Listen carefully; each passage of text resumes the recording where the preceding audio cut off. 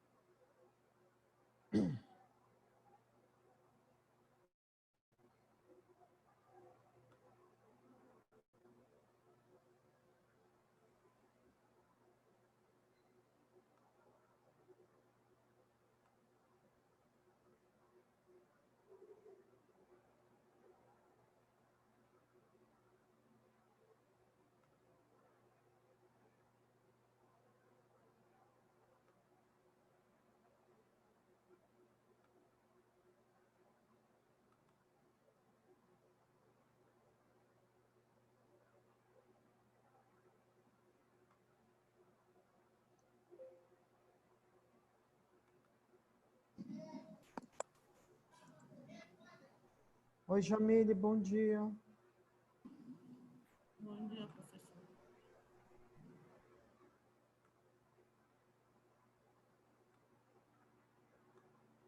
Tá aqui a tua apresentação já.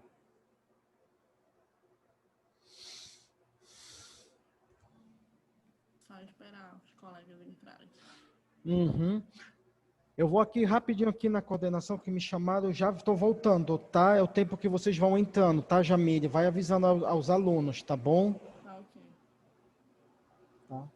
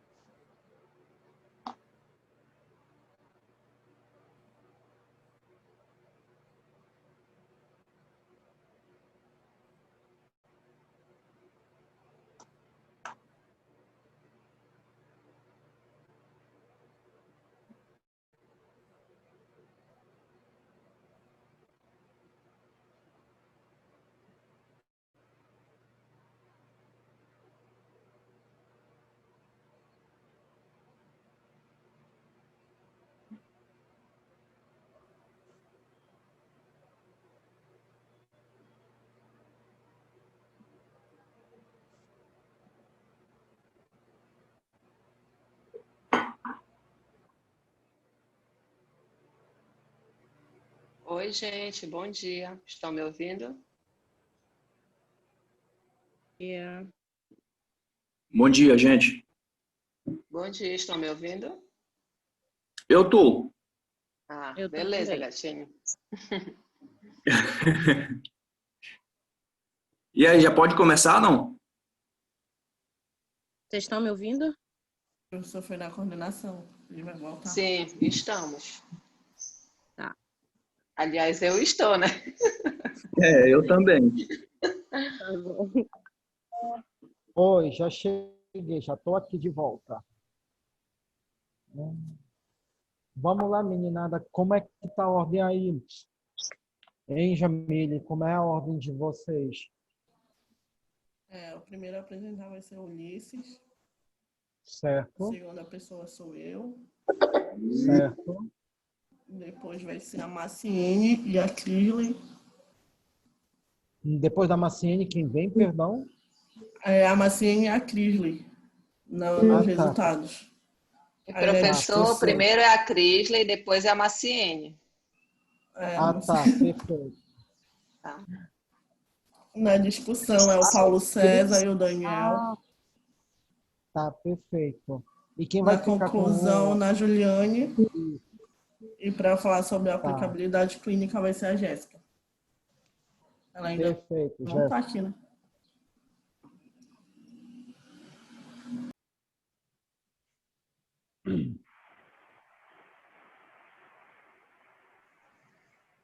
Bem, como é que vocês já querem começar? Como é que vocês querem fazer? Pode começar logo, pode botar no slide. Então vamos lá. Podem falar.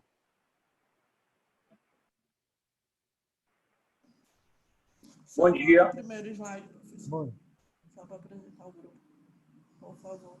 pode ir lá. Bom dia, estão me ouvindo? Tranquilo, Ulisses. Sim. Bom dia, pessoal. O nosso trabalho, nosso seminário é sobre a interiorização, tá, da AIDS no Brasil, um estudo epidemiológico.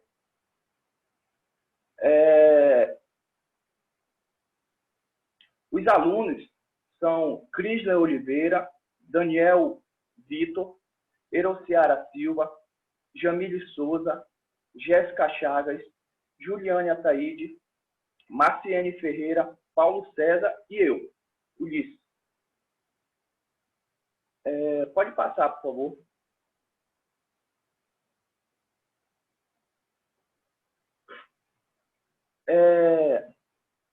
Então, a síndrome da imunodeficiência adquirida, no caso a AIDS, né, atinge milhões de pessoas. Essa síndrome da imunodeficiência, como é conhecida, é uma doença que traz danos irreparáveis para a saúde daquelas pessoas que são acometidas. É uma doença que se reestrutura, né, até mesmo pelo poder da sua mutação genética, anos após anos. Esse vírus continua sendo uma das mais difíceis de se controlar, o seu crescimento acelerado, né, que ano após ano ele só aumenta. Segundo o artigo, ele nos fala que estima-se que 5% da população adulta seja soropositivo. O artigo também nos relata que no Brasil várias questões políticas e sociais têm cooperado para o crescimento desordenado da doença. Bom, e existe também o processo de interiorização, né, que é importantíssimo nesse caso aí. As consequências da interiorização do HIV, no caso, se dá na maioria das vezes pelos recursos escassos, né, do SUS ou do Sistema Único, né, do Sistema de Saúde, nos interiores de pequeno porte, pela falta de política pública também. Geralmente, os municípios afetados por essa interiorização do vírus HIV são aqueles que possuem menos de 50 mil habitantes, segundo o artigo nos relata. Desde quando essa doença surgiu, em 1981, o número de infectados só aumenta. Esse fato nos faz refletir um pouco que realmente existe uma necessidade urgente de elaborar estratégias de políticas públicas na intenção de coibir e desacelerar o seu crescimento.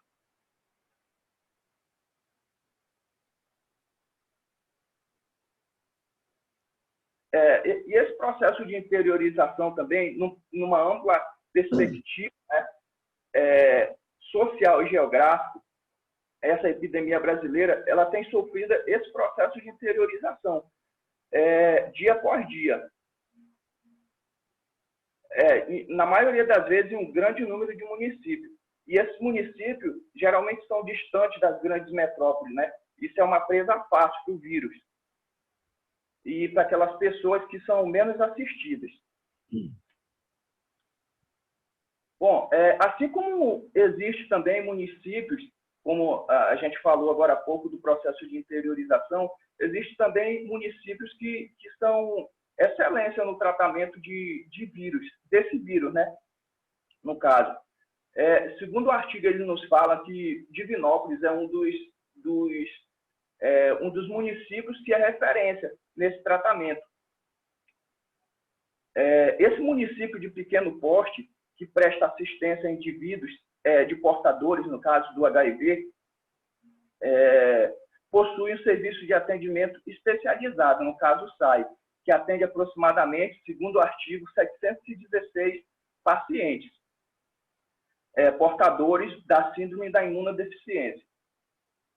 Bom, também o artigo nos fala que mesmo esse município sendo especializado no tratamento desse tipo de vírus, ele também nos relata que o município de Divinópolis ele desconhece os seus processos epidemiológicos, né, que é de suma importância, até mesmo pela forma de tratamento e por aí vai. É importante salientar que Divinópolis, mesmo tendo tratamento excelente a seus pacientes, ele desconhece totalmente os seus perfis epidemiológicos.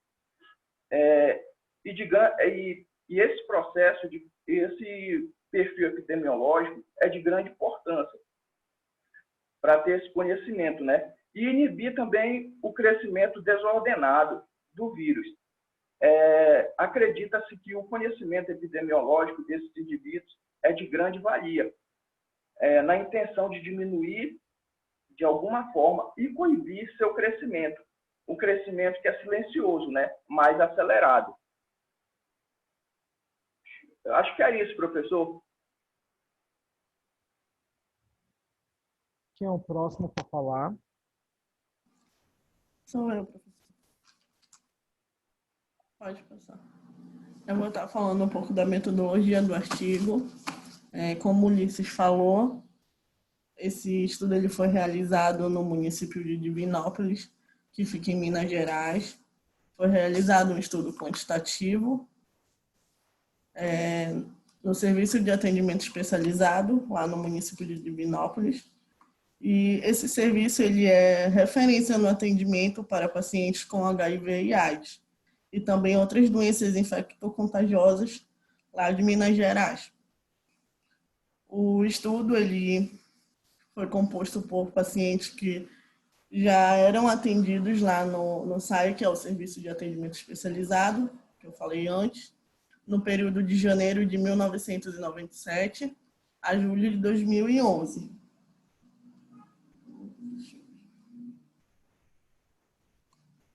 O estudo incluiu os pacientes com HIV e AIDS.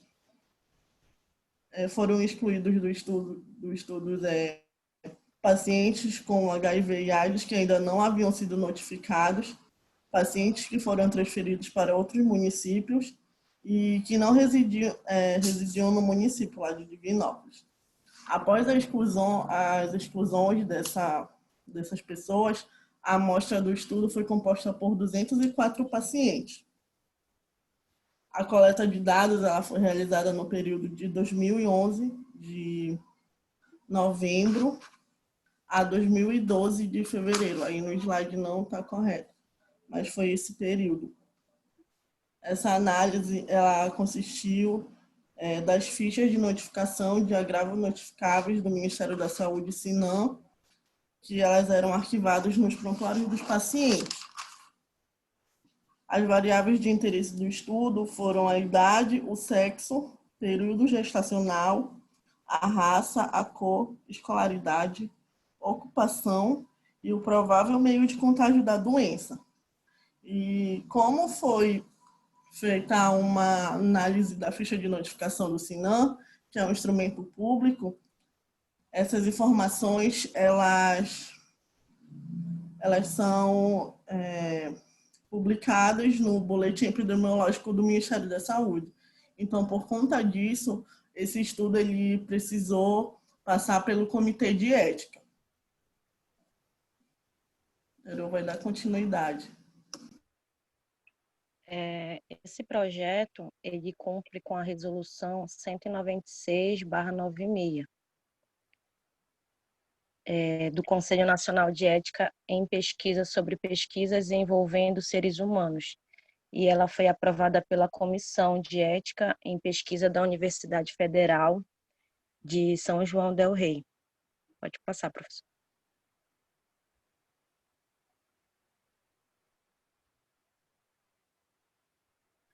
Bem, eu vou falar um pouco sobre os resultados.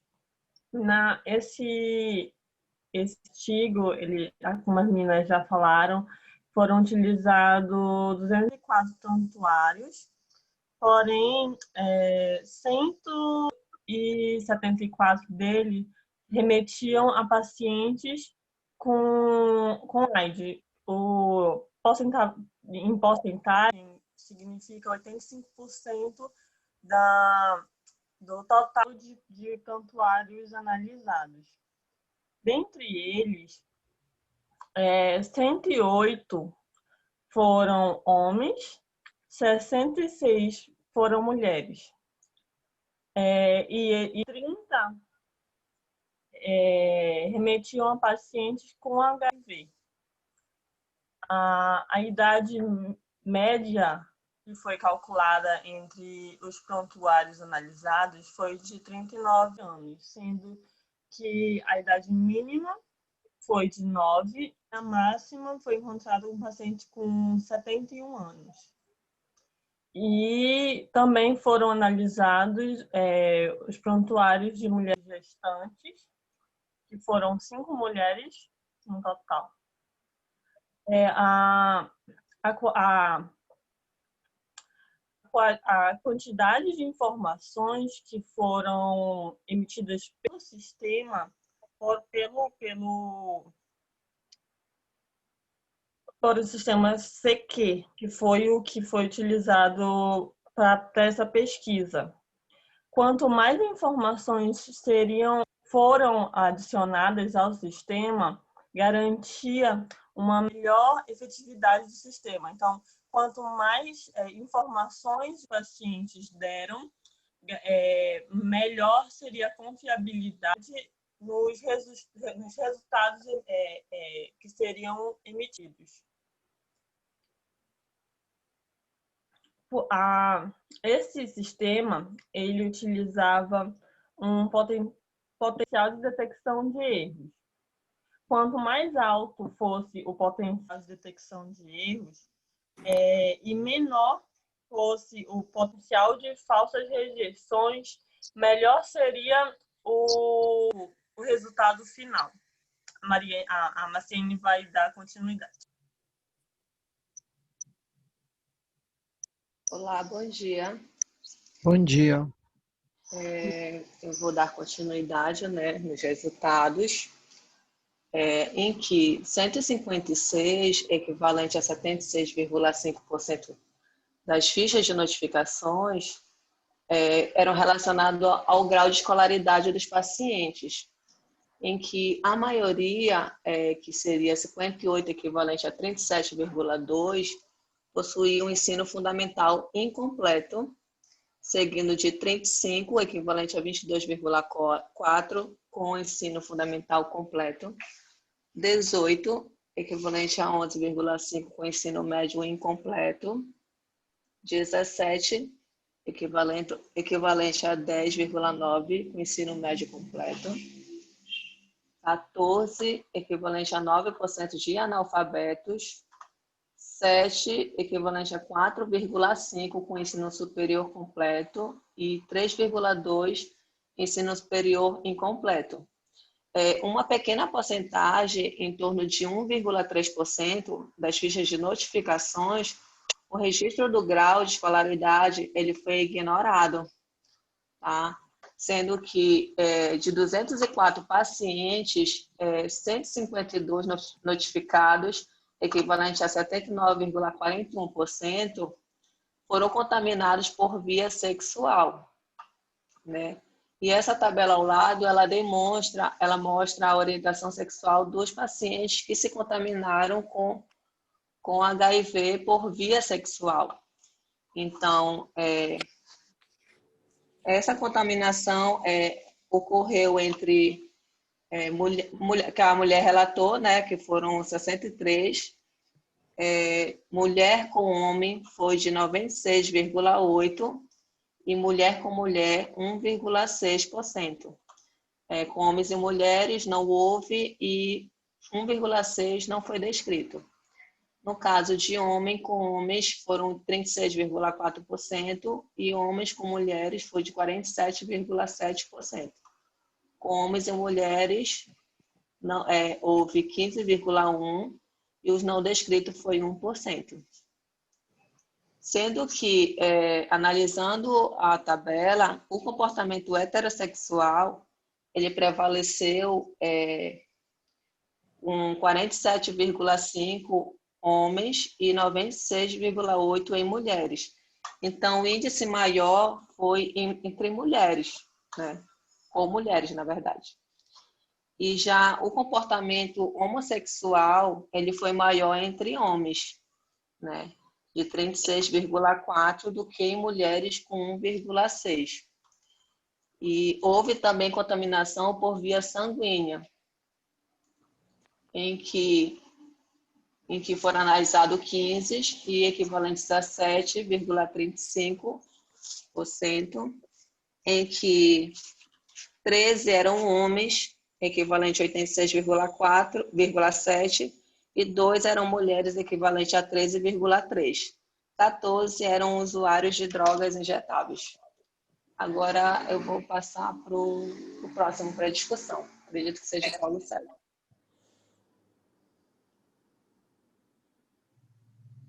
Olá, bom dia. Bom dia. Eu vou estar falando sobre alguns pontos relevantes do artigo. No artigo ele afirma que a maioria dos pacientes com AIDS pertence ao sexo masculino, como foi dito anteriormente, mas, no entanto, esta diferença tem mudado ao longo dos anos.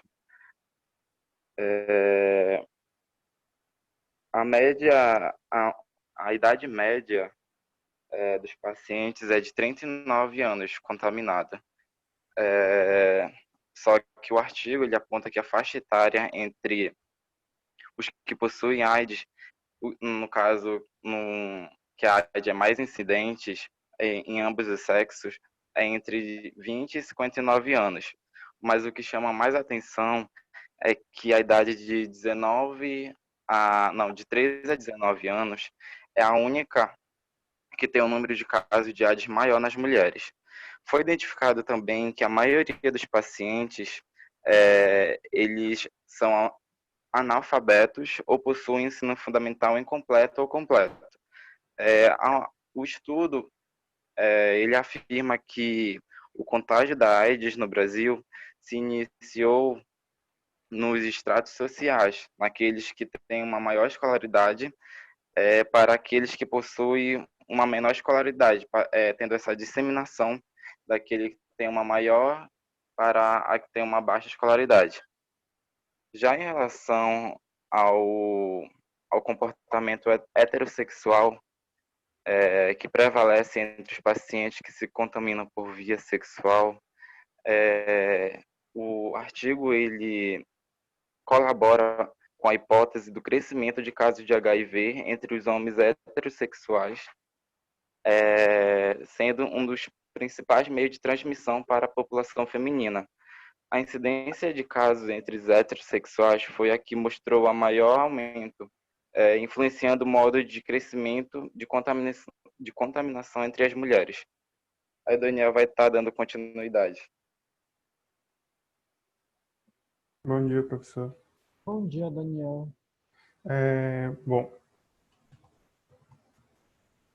No estudo, o comportamento homossexual foi maior entre os homens, como já foi dito, e a via sexual, a via de contaminação principal foi a via sexual.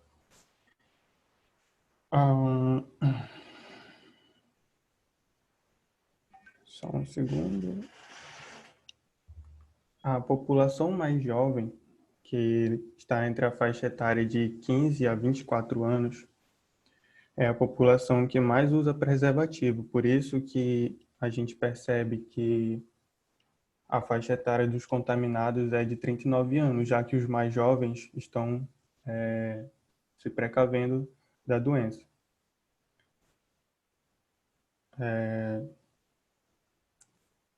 Aí a gente vê que o conhecimento sobre os preservativos está entre os mais jovens, já que hoje em dia a gente tem muito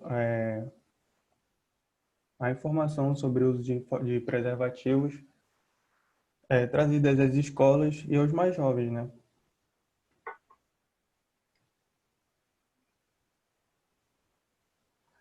O uso de preservativos ele tem diminuído com os anos. De 2004 para 2008 houve uma diminuição de mais de 10%, que foi de 55% ou de 63% para 55%. E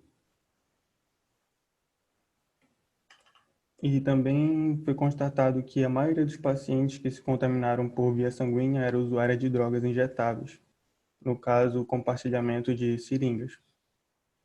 Foi constatado também que as doenças mais identificadas, doenças oportunistas, foram tuberculose, que foi identificada com maior frequência entre homens e mulheres, seguido também de pneumocitose e toxoplasmose.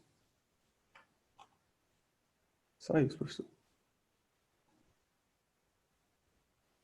Bom dia, professor.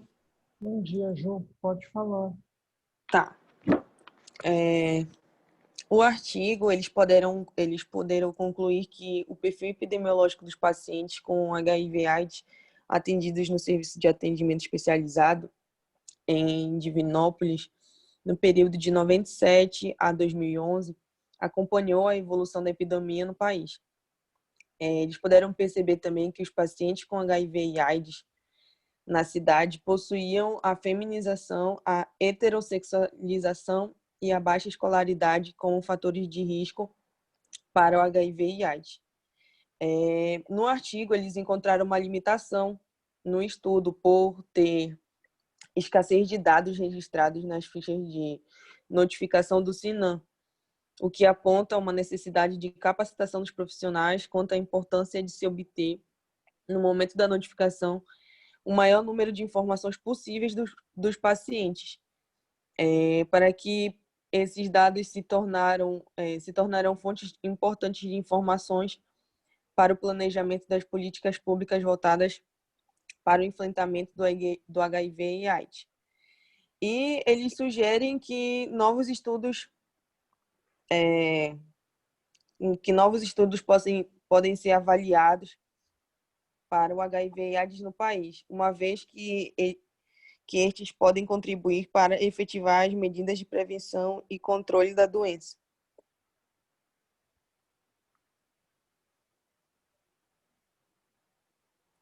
Só isso, professor. Bom dia, professor. Bom dia, Bom, Jéssica. eu vou falar um pouco sobre o teste rápido de HIV nos laboratórios de análises clínicas. Pode passar. Então, em 2008 foi a primeira fabricação do primeiro teste rápido aqui no Brasil, né? E no Brasil, o diagnóstico é por meio de coleta de sangue, né, exames de laboratório ou testes rápidos, né? E os testes rápidos, eles são realizados gratuitamente pelo Sistema Único de Saúde, o SUS, né? E também pode ir até um centro de testagem e aconselhamento.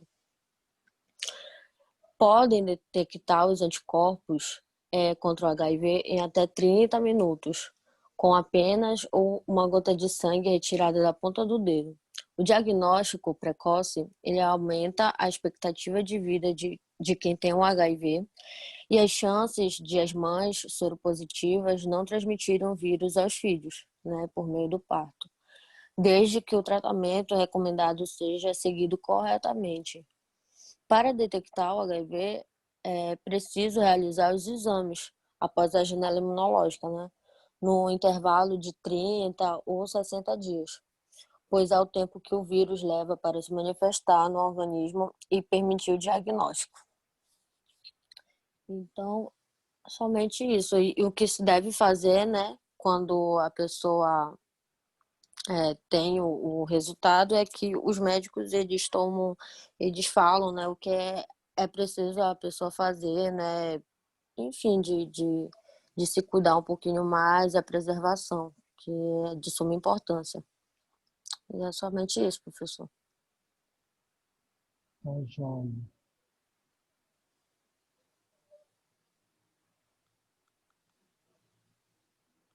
Bem, pessoal, vocês estão de parabéns. Gostei da explanação de vocês, do estudo do artigo, tá? Gostei bastante, tá bom?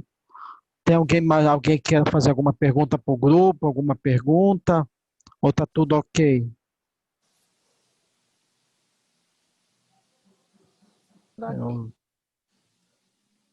Tá bom, então. Meninada, então bora lá. Bora fazer já nossa revisão para a prova da semana que vem, que é com a minha prova de microbiologia. Então vamos lá. Eu vou pegar os dois exercícios que a gente convê que eu passei para vocês, tá? No primeiro exercício, na primeira pergunta, eu pergunto assim para vocês, a respeito do tamanho das bactérias e as diferenças entre o uso do microscópio óptico e do microscópio eletrônico.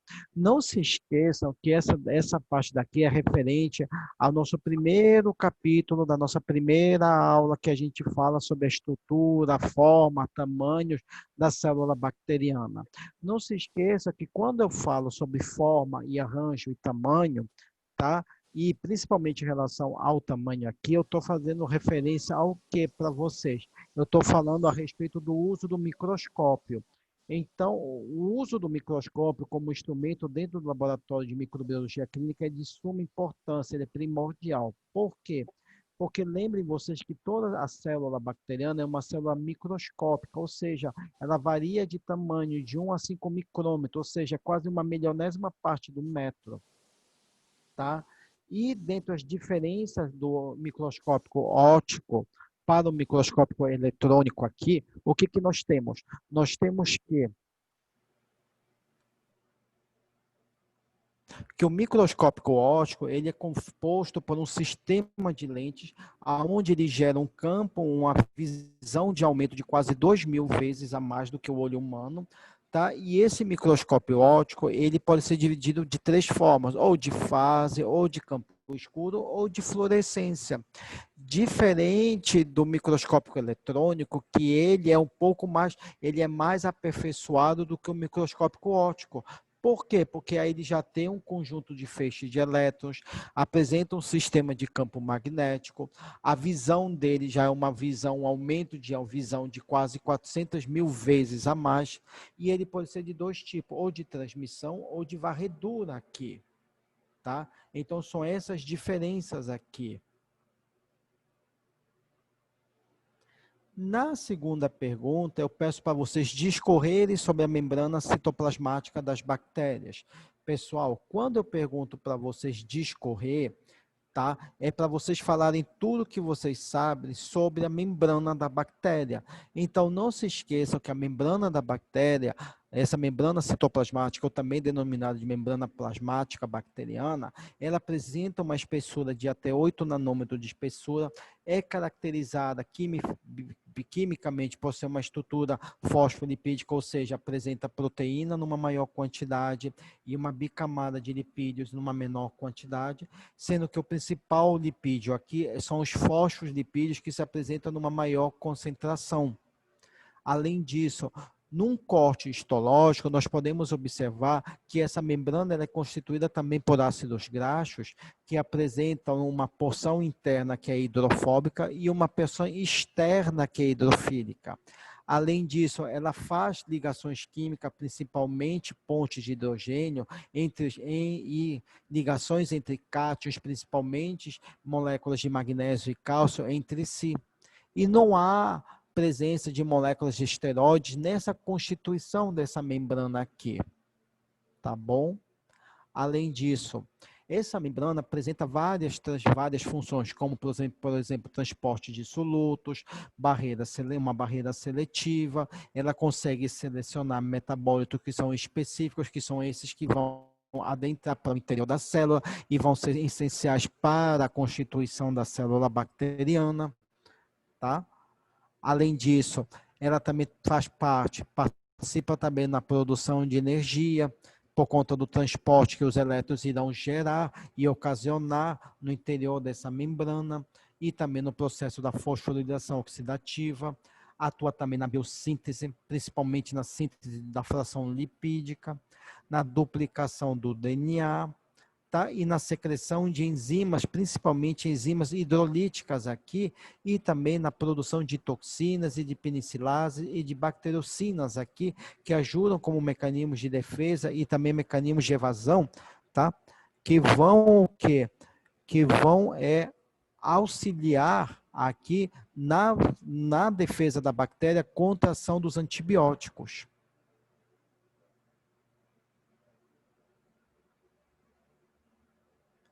Agora, prestando atenção para mim nessa terceira questão, eu pergunto assim para vocês discorrerem sobre os transportes realizados pela membrana citoplasmática. Não se esqueçam que quando eu pergunto sobre os transportes da membrana citoplasmática, esse transporte, ela ocorre de que maneira? Vou até ampliar aqui a tela aqui. Ela sempre vai ocorrer através de moléculas que são de que tipo de natureza? Hidrofílicas e polares, ou seja, são moléculas que atuam como transportadores e que vão ser transportadas e que, dentro das suas características, elas têm que ser hidrofílicas e polares aqui. Exemplos, aminoácidos, sais minerais, algumas moléculas orgânicas. E, para elas poderem entrar nessa membrana, ela precisa da participação de proteínas transportadoras, ou também denominadas de proteínas. Oi, diga. Fala, Ju. Deixa ele falar. É porque o senhor está explicando, mas está aparecendo o nosso slide ainda. Ah, meu Deus. Espera aí. Ah, rapaz.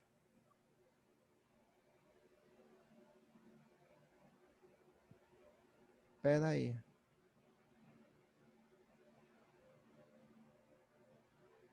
E agora, está aparecendo o slide? Saiu o slide agora de vocês? Tá, beleza. Então, vou voltar tudo de novo para vocês. Espera aí. Não se esqueçam que, quando eu falo para vocês sobre o transporte da membrana plasmática, tá ok? Lembrem vocês que são moléculas hidrofílicas polares que serão transportadas para o interior dessa membrana, como também sairão também dela. E dentro desses tipos de moléculas hidrofílicas e polares, nós temos os quê? Os aminoácidos, as moléculas orgânicas e os sais minerais. Além disso, essas moléculas serão transportadas por moléculas transportadoras ou também denominadas de carreadoras, que nada mais são do que proteínas transportadoras de membranas, as quais essas proteínas vão estar presentes de que maneira? Ao longo da membrana, do citoplasma até a porção externa também. E um dos principais mecanismos de transporte, que é parecido com a célula eucariótica, é qual? É a difusão facilitada, aonde nós observamos que essas células elas vão, por difusão facilitada, entrar na célula, na membrana. Por quê? Porque elas vão de acordo e a favor de um gradiente de concentração. Agora, lembrando para vocês que esses transportes, eles podem ser feitos por uma única substância que recebe a denominação de uniporte, ou transporte de duas substâncias ao mesmo tempo. Isso pode acontecer, que é denominado de quê? De siniporte. Tá? Além disso, tá? Elas podem também ocorrer numa mesma direção, ou podem também ocorrer em direções opostas, que levam também a denominação de antiporte, que são em direções de transporte de moléculas em direções opostas. Agora, quando eu me refiro a transporte de solutos, nós temos duas diferenças aqui, pessoal. Nós temos a diferença que elas podem ser transportadas através de transporte ativo ou por translocação de grupo.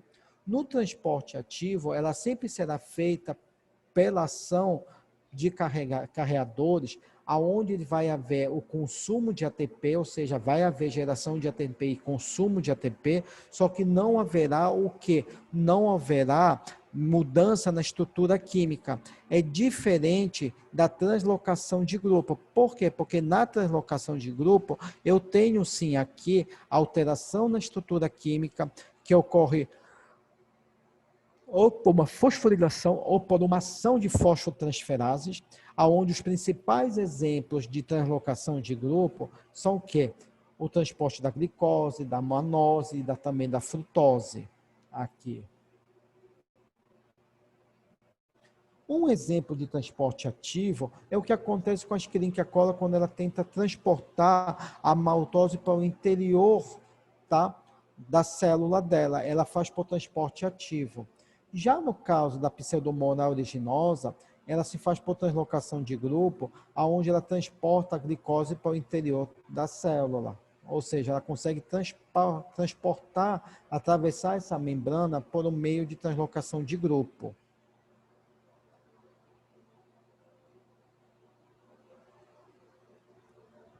Bem, pessoal, dessas três primeiras perguntas, tem alguma dúvida? Ficou alguma dúvida para vocês ou querem perguntar alguma coisa?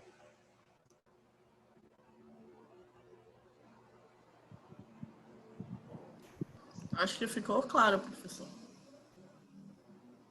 Também acho. Dúvida. Tá, posso seguir em frente, então? Sim. Pode. Beleza. Na hora da prova. Tá bom, ele só não vai fazer igual um aluno meu lá da FAR 9, que ele está na FAR 9, que ele me pedia todo o tempo o gabarito. E eu já falava, olha, se tu continuar pedindo o gabarito, tá, eu vou logo mudar a prova de vocês. Aí na hora ele parou. Então vamos lá. Na quarta pergunta, eu pergunto assim para vocês discorrerem as diferenças na parede celular das bactérias gram-positivas e gram-negativas. Então, aqui, tá? Tomem cuidado, porque aqui tem várias questões, várias diferenças que a gente observa, tá? Em relação à parede celular. Não se esqueçam que a parede celular bacteriana, ela tem como principal finalidade e função manter a forma da bactéria. Ou seja, através do seu processo de divisão, onde a gente observa os primes, e também no septo, que é nada mais do que uma molécula iniciadora que vai facilitar e ajudar aqui na biossíntese, tá? Do DNA aqui bacteriano. Só que, quando a gente divide as bactérias, principalmente em gram-positivas e gram-negativas, nós observamos que essas bactérias apresentam diferença nessa parede celular. As gram-positivas apresentam um único tipo de macromolécula e as gram-negativas já apresentam várias camadas que compõem essa parede celular. Tá? Além disso, nós observamos que o principal componente lipídico aqui é o peptídeo glicano, que ele está presente tanto em gram-positivos e gram-negativas. Só que tem uma diferença. Nas gram-positivas, esse peptídeo glicano ele se apresenta numa concentração maior do que nas gram-negativas, que é de no máximo 5%. Só que, quando a gente divide a constituição da fração lipídica, tanto em gram-positivos quanto em gram-negativa, nós observamos que as bactérias gram-positivas, tá? Eles apresentam uma constituição bem elevada de peptídeos glicanos, tá? Até 90%. Isso por quê? Porque elas são formadas por várias camadas.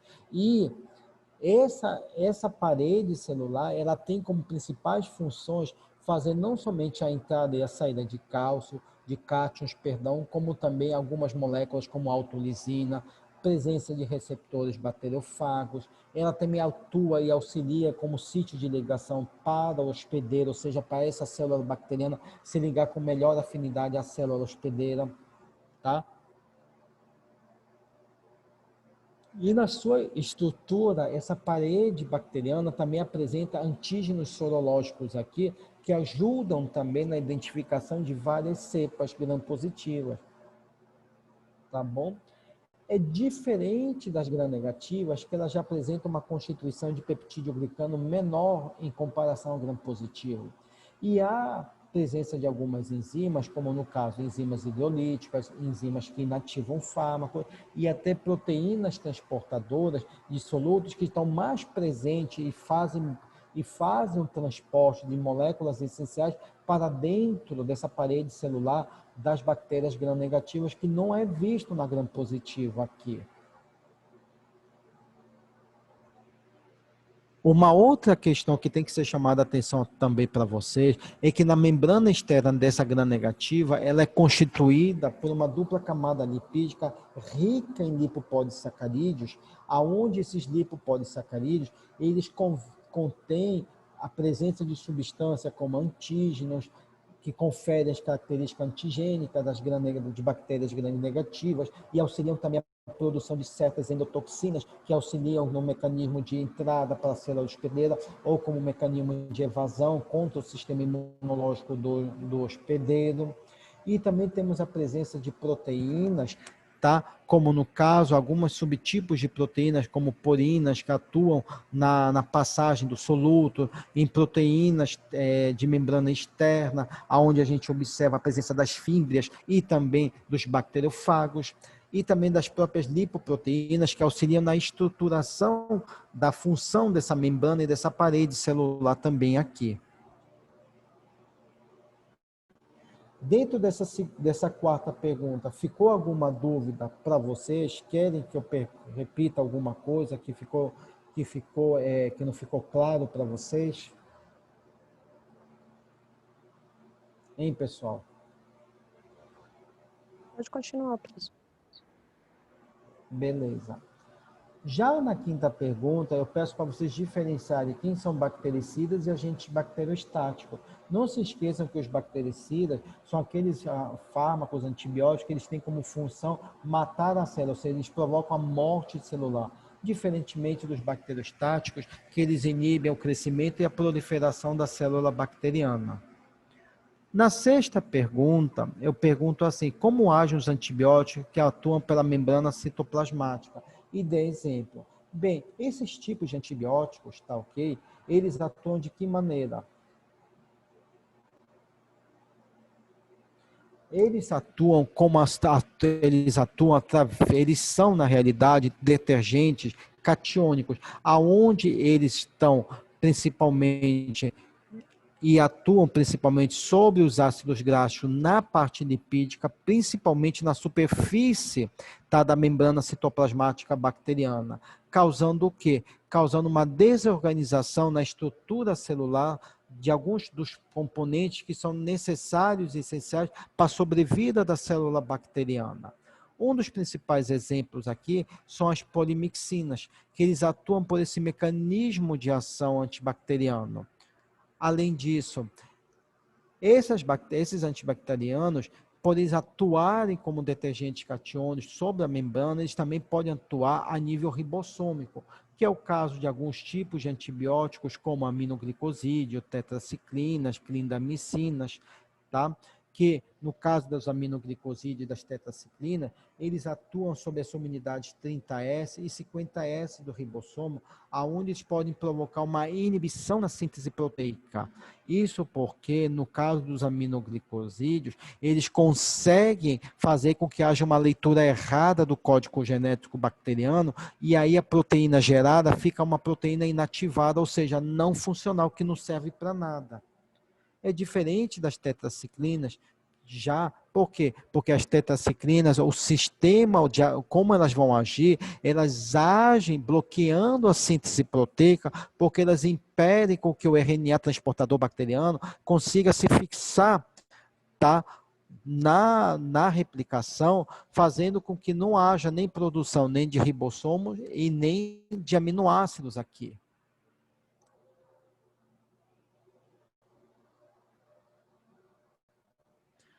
Tudo certinho aí em relação a essa quinta pergunta, a resposta? Ficou alguma dúvida para vocês?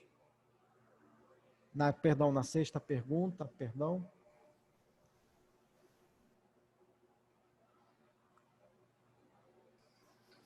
Não, professor, pode continuar. Não, professor, tá bom. Na sétima pergunta, eu pergunto para vocês o que é resistência e como ela ocorre, a resistência. Tá? Lembrando para vocês que a resistência, tá bom? Tá? Ela nada mais é do que, ela nada mais é do que a forma como a bactéria ela pode, tá, reagir frente à ação, tá, da ação dos antibióticos. Só que essa resistência, ela pode ocorrer de duas maneiras. Ela pode ocorrer de uma forma natural ou adquirida. Sendo que na forma adquirida, ela ocorre muito mais, ela ocorre, tá, principalmente em bactérias que são de que natureza? Sensível a determinados antibióticos, aonde ela sofre alterações genéticas por meio de alterações bioquímicas, ou seja, por processos bioquímicos que leva a mutações cromossômicas.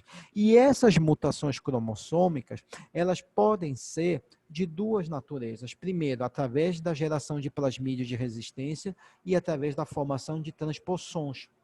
Dentro dessas mutações, é bom lembrar vocês que elas podem ocorrer de duas formas. Elas podem ocorrer de forma simples, ou seja, que não sofrem nenhum tipo de mutação, ou seja, as simples quando atinge um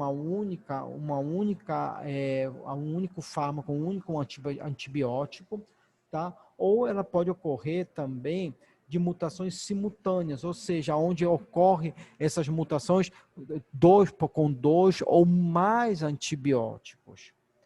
Agora, a função do fator R, ou seja, esse fator de resistência que é visto principalmente nos plasmídios, tá, que ocorre nas mutações cromossômicas, elas podem ocorrer de duas maneiras, ou de forma simples ou de forma múltipla. Sendo que a forma múltipla é a mais observada, é a mais vista aqui, onde nós observamos que a resistência ela ocorre a partir de 2 ou até mais antibióticos aqui. Por quê? Porque vai sendo gerado genes de resistências, tá, que vão passando de bactéria para bactéria, que fazem com que esse plasmídio R torne essa bactéria bastante resistente a uma diversidade de antibióticos também. Além disso, o gene de resistência, ele confere essa resistência a diferentes tipos de classes de antibióticos, que é o quê? Que é o plasmídio. É esse plasmídio que vai conferir essa característica. Agora, quando há a fusão ou a união desse gene de mutação com o plasmídio R, olha o que acontece. Essa bactéria já se torna altamente resistente. É o que algumas vezes a gente encontra na literatura, que geram-se as superbactérias. Por quê? Porque elas se tornam resistentes aos fármacos, aos antibióticos de última geração. É o que acontece nos ambientes hospitalares, por meio das infecções hospitalares causadas por essas superbactérias.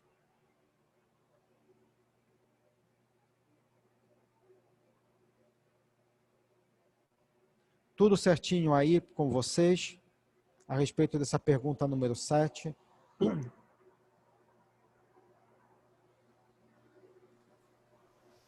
Sim, professor. Não sei se o senhor está passando o slide, mas aqui parou no slide 16.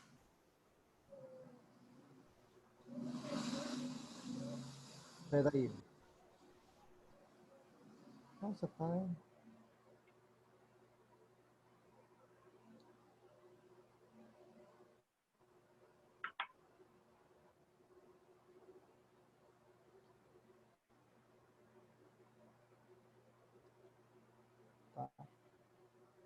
Mudou aí para vocês o outro slide?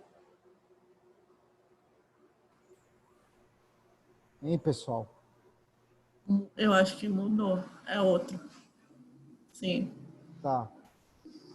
Já na 8ª questão, eu pergunto sobre os métodos diagnósticos diretos, utilizando a coloração de Gram e quais são as diferenças vistas entre bactérias Gram positivas e Gram negativas. Tá? Nessa parte daqui, tá bom? Não se esqueça que é a parte do diagnóstico laboratorial, tá?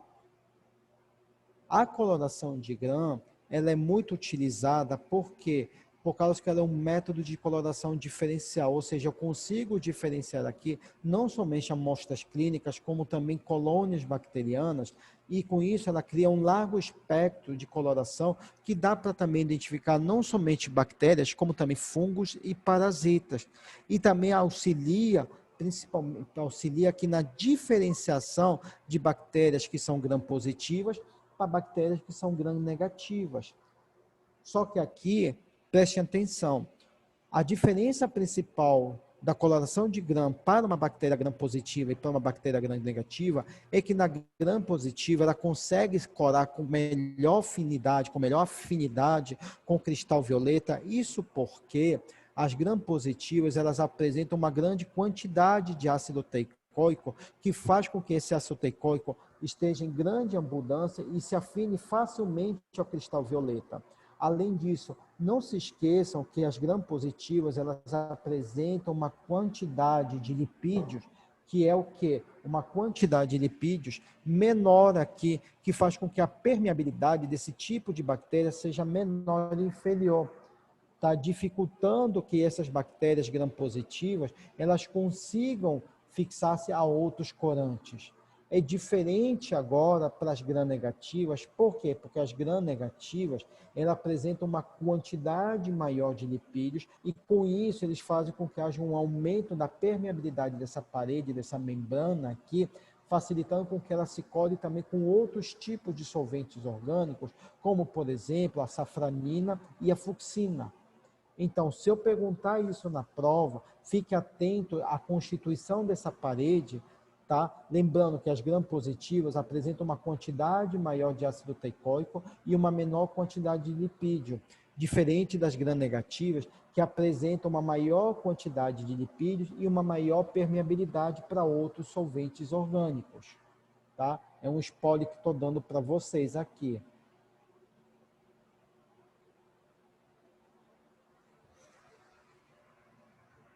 Já na questão 9, eu peço para vocês, tá, discorrerem sobre a detecção de antígenos, tá bom? Nessa questão da detecção de antígenos, não se esqueçam que a detecção de antígenos aqui, tá, ela pode ser feita de duas maneiras, ou através de testes de aglutinação, ou por métodos imunológicos que utilizem suporte. O teste de aglutinação, tá? ele é o mais comum, é o mais empregado por ser uma técnica barata e de fácil manejo, tá? Por quê? Porque você precisa somente de uma placa de látex, tá ok? Partículas de látex que estejam numa placa, que esteja absorvida ou embebida com anticorpos específicos, perdão, tá? Que vão entrar em contato com o antígeno bacteriano. E aí você vai gerar um processo de aglutinação, gerando um fator positivo ou negativo aqui, um reator positivo ou negativo aqui, o qual vai te direcionar para o teu diagnóstico. É diferente, tá, do método imunológico que precisa de um suporte sólido, que o principal exemplo aqui é o método de ELISA. O método de ELISA, em comparação a um teste de aglutinação, ele tem uma alta sensibilidade porque consegue detectar uma maior diversidade, tá, de antígenos aqui.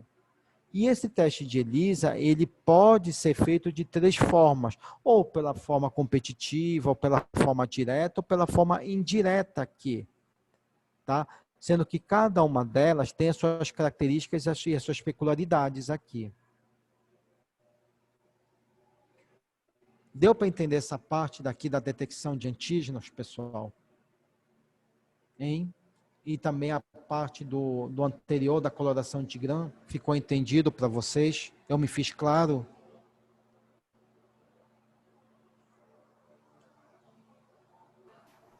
Sim, professor. Tudo certo. Já na última pergunta, eu pergunto sobre as técnicas de isolamento e de identificação bacteriana. Não se esqueçam que a parte de isolamento e identificação bacteriana, tá? Principalmente a parte de isolamento, essa técnica de isolamento ela é sempre feita através de meios de cultura apropriados, aonde esses meios de cultura, tá? Eles dependem de condições atmosféricas para favorecer o crescimento e a proliferação da bactéria nessa microplaca, tá? Como, por exemplo, o tempo de incubação, temperatura atmosférica, até a própria temperatura de incubação, porque essas placas são levadas em estufas atmosféricas, tá? E a própria concentração de dióxido de carbono, que tem que ser favoráveis para o crescimento da bactéria. Além disso, essas placas, tá? Como são placas que apresentam na sua constituição meios nutritivos, ou seja, agar nutritivos, tá? Que suprem a necessidade do crescimento nesses microambientes, tá? Nós observamos que essas bactérias elas podem se tornar facilmente, ou seja, elas conseguem crescer com maior facilidade, tá? Nesses meios, nesses agas nutrientes. Por isso que existe uma diversidade de agronutrientes, dependendo do que você vai querer analisar e do que você vai querer fazer crescer, de cepa bacteriana que você vai querer crescer. Como, por exemplo, a gente tem o H-Macon, que é o H-Sangue, o H-Chocolate, que são os principais meios nutritivos que a gente utiliza para a identificação de bactérias, tá, no laboratório de microbiologia clínica. Também a gente tem outros mais. Já no método de identificação, ela parte de quê? De testes de metabolismo, ou seja, através de enzimas específicas, tá? Aonde a gente pode ter a presença de enzimas respiratórias, como no caso da catalase, da oxidase, que distingue cepas, tá? Sejam gram-negativas ou gram-positivas. A própria questão do metabolismo glicídico e também o metabolismo de proteínas e enzimas aqui, que fazem com que essas bactérias sejam melhor divididas e melhor identificadas, não havendo o quê? Não havendo dupla identificação. Por que isso? Porque certas cepas bacterianas apresentam características para enzimas e proteínas diferente de outras cepas bacterianas. Como, por exemplo, na questão da coagulase, na presença de coagulase, a gente indica que a coagulase, que é uma coagulase positiva, ou seja, a gente está se referindo ao que aqui? Nós estamos referindo que essa cepa bacteriana é uma cepa altamente patogênica, tá? É o que acontece principalmente em cepas de Staphylococcus aureus, tá? Aonde a gente observa que essas cepas elas são coagulase positiva aqui, tá? No caso também de enzimas hidrolíticas, tá? Como para a caracterização de espécie do gênero Streptococcus, que a gente observa que o gênero Streptococcus produz essas enzimas hidrolíticas aqui, tá bom? Bem, pessoal, desse primeiro exercício de revisão, ficou alguma dúvida? Querem perguntar alguma coisa? Algo que não ficou claro para vocês?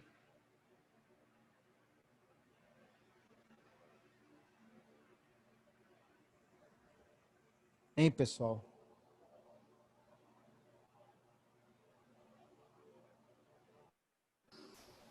Acredito que não, professor. Tá bom, então. Tudo tranquilo.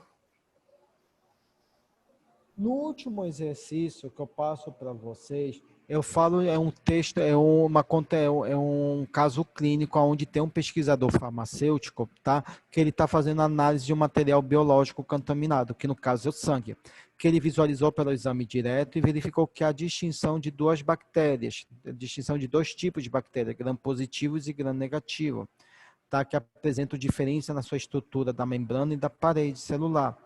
E que essas bactérias, elas são resistentes à produção de enzimas que degradam ou modificam o antibiótico e na redução da permeabilidade na membrana externa.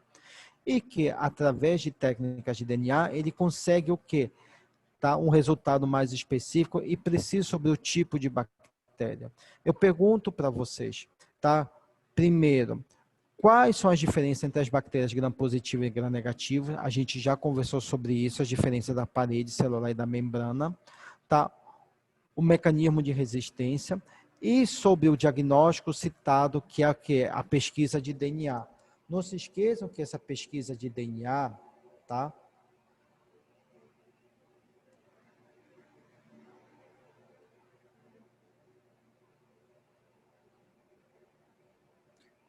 Dentro da pesquisa de DNA, ela é feita principalmente por meio de sondas genéticas, aonde essas sondas genéticas vão fazer com que haja uma amplificação dos ácidos nucleicos, ou seja, dos oligonucleotídeos que estão presentes nesses fragmentos de ácidos nucleicos, tá? Fazendo com que haja uma sequência conhecida, ou seja, uma tipagem molecular conhecida da bactéria que vocês estão estudando e pesquisando. Essas sondas genéticas nada mais são do que são filamentos, ou seja, fragmentos de fita simples de ácido nucleico que partem ou de um DNA ou de um RNA bacteriano, tá? A quais vão ser cortadas por enzimas ou por substratos antigênicos ou também tá, por radioisótopos, aonde eles vão servir como marcadores, havendo uma grande afinidade, tá, por moléculas que emitem o quê? Luz. Ou seja, são quimiluminescentes aqui. E essas sondas genéticas, elas fazem com que haja uma ligação de alta especificidade com a sequência complementar, tá, do material genético do que a gente está pesquisando. Então, a principal finalidade dessas sondas genéticas, dessa pesquisa de DNA, é fazer com que haja um diagnóstico mais rápido, mais seguro e mais preciso aqui do que as outras técnicas que a gente já conversou quando a gente falou dessa aula de diagnóstico laboratorial. Bem, pessoal, do que eu tinha que fazer a revisão com vocês da nossa parte de microbiologia, é isso que eu tinha que falar para vocês, tá? A prova não está difícil, está dentro do que a gente conversou, do que foi falado com vocês, tá bom? Então, deem uma revisada, vejam a questão das estruturas da parede celular, da membrana celular bacteriana, das diferenças de gram positivo para gram negativo, dos mecanismos de resistência, tá? Isso é importante vocês saberem. E na questão do diagnóstico laboratorial, vejam no diagnóstico laboratorial o que cada técnica de diagnóstico ela vai fazer, qual é o objetivo de cada técnica, o que cada técnica vai estar falando e o que ela está especificando, tá? Do que foi conversado na aula, tá bom? Não vai ter pegadinha, não vai ter questão de concurso, tá bom? Vai ter questões diretas, como também vai ter questões contextualizadas, ou seja, eu vou contar uma história, um caso clínico, só que aí a pergunta que virá depois do caso clínico é uma pergunta direta, tá ok? Falando o que o caso clínico está se referindo, tá bom? E façam a prova, porque a prova não está difícil, tá? Querem Ok. perguntar mais uma coisa? Querem falar mais alguma coisa?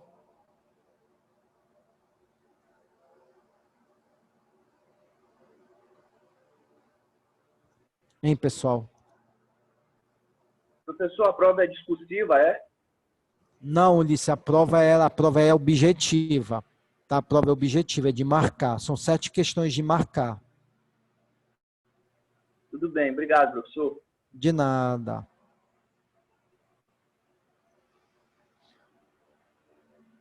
Tá bom, pessoal? Então, um bom dia para vocês, uma boa terça-feira para vocês. Qualquer coisa, eu tô lá no grupo, tá? Bom dia, professor. Bom dia, Bom professor. dia. Bom dia, Até professor. mais. Obrigado. De nada.